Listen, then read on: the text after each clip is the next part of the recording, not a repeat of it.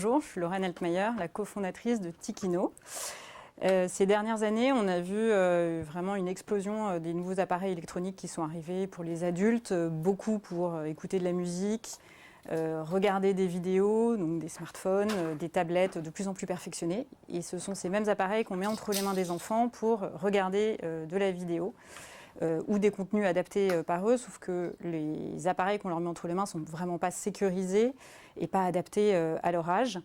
Les conséquences, on les connaît tous, ils sont de plus en plus mis en avant par les professionnels de santé, troubles de l'attention, difficultés d'endormissement, troubles de la vue, et j'en passe, à tel point qu'il y a un projet de loi là, qui va être adopté, dont on ne parle pas beaucoup, mais qui va être adopté prochainement pour limiter justement le temps d'exposition des enfants face à ces appareils électroniques.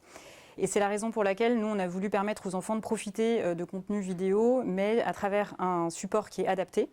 Donc on a cofondé avec mes deux associés Tikino, donc qui est un projecteur pour enfants qui permet de diffuser des vidéos légèrement animées au mur et au plafond, sans lumière bleue, de manière totalement sécurisée, c'est-à-dire qu'il n'y a pas de risque que l'enfant tombe sur des contenus qui ne soient pas adaptés ou pas de son âge.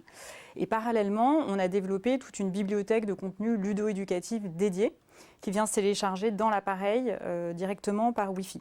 Cette bibliothèque, on l'a pensée donc pour notre cible qui est entre 3 et 8 ans. Dans les faits, on est de 9 ans à peu près.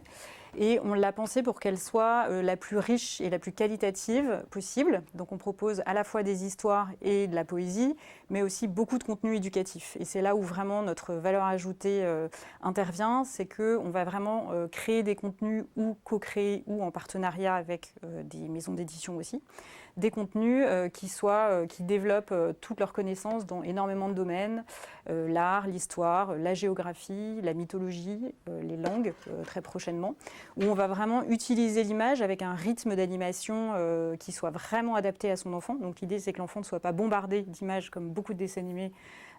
Pour eux, c'est d'avoir un rythme adapté et on se rend compte que l'enfant est tout aussi captivé quand le rythme d'animation est adapté et plus lent. Et surtout, on va vraiment travailler sur une qualité visuelle belle et un sound design vraiment de qualité pour que le parent aussi ne trouve pas ce type de contenu ailleurs. Aujourd'hui, on a rencontré un très très fort engouement suite à notre campagne de crowdfunding qu'on a livré.